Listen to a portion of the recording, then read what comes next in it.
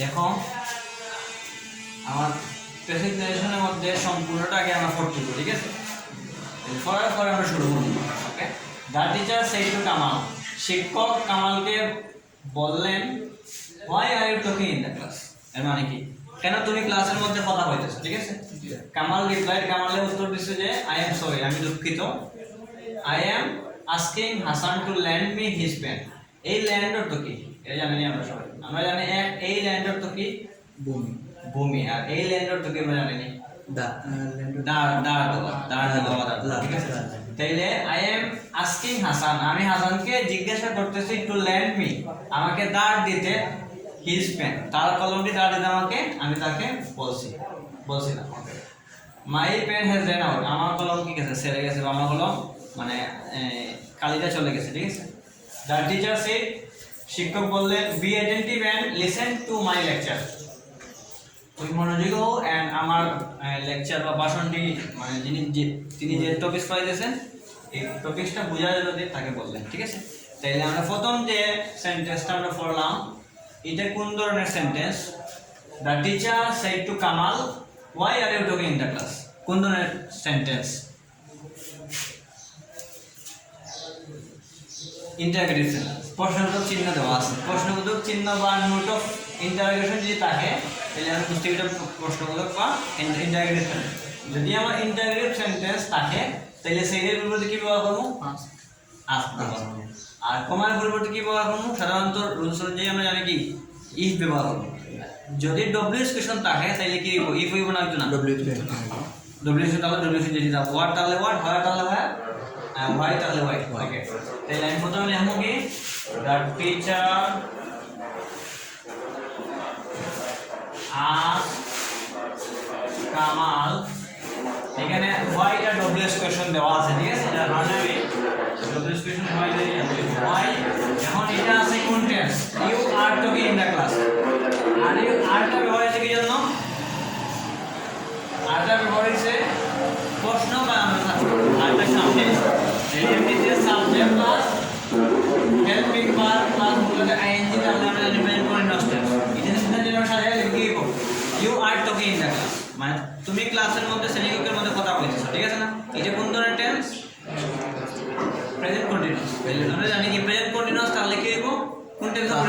Past continuous লিখব। Okay fine, তাহলে why আছে আমরা সাবজেক্ট লিখে দিব, তাহলে কামাল ছেলে না মেয়ে? ছেলে।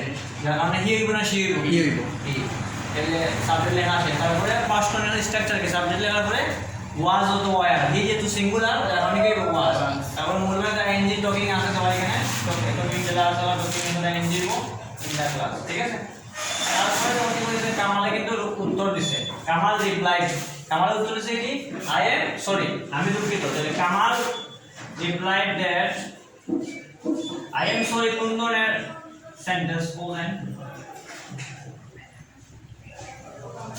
আই এম সরি এটা অ্যাসার্টিভ, আই এম সরি মানে আমি দুঃখিত, মানে এটা একটা বিবৃতি বুঝাইছে।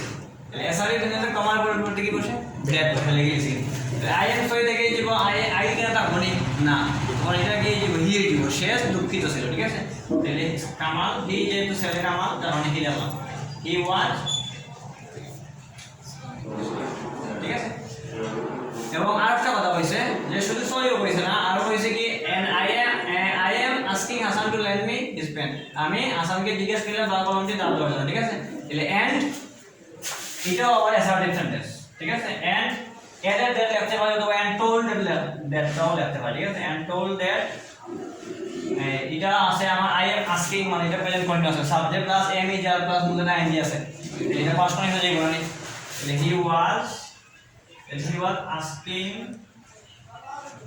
asking Hasan to lend, এখন মি আছে না, মিটা চেঞ্জ হয়ে গেল হিম, তাকে কলম ধরানো হয়েছে না, তাহলে মিটা কি হবে হিম, হিজ ফ্রেন্ড, তাকে তার কলমটি ধরানো সে বলছে। ঠিক আছে, এখন আরো কথা বলেছে কি my pen has run out, এই সবগুলো কথা কিন্তু কামালে হয়েছে। আবার লিখতে পারি এন্ড লিখে কি এন্ড এডেড দ্যাট, আরো সংযুক্ত করছে সে, and added that my pen থেকে যাবে কি his pen, and his pen এখন হ্যাজ আছে কেন helping verb, subject plus have অথবা হ্যাজ থাকে কোন টেন্সের মধ্যে?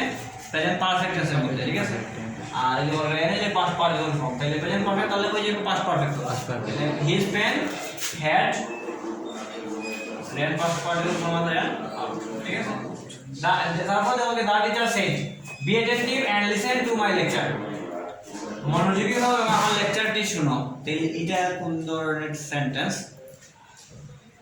ইম্পারেটিভ সেন্টেন্স কিভাবে মানে মনোযোগী হয়ে যায় তাহলে ওটা উপদেশ দিতে যে তুমি আসলে মনোযোগী হওয়া দরকার তুমি আমার কথাগুলো শুনো এই উপদেশ দিছেন না এই উপদেশ দিলে সেটা বলতে লেখো অ্যাডভাইস ঠিক আছে তাহলে লেখো কি কোসা আইন তোমরা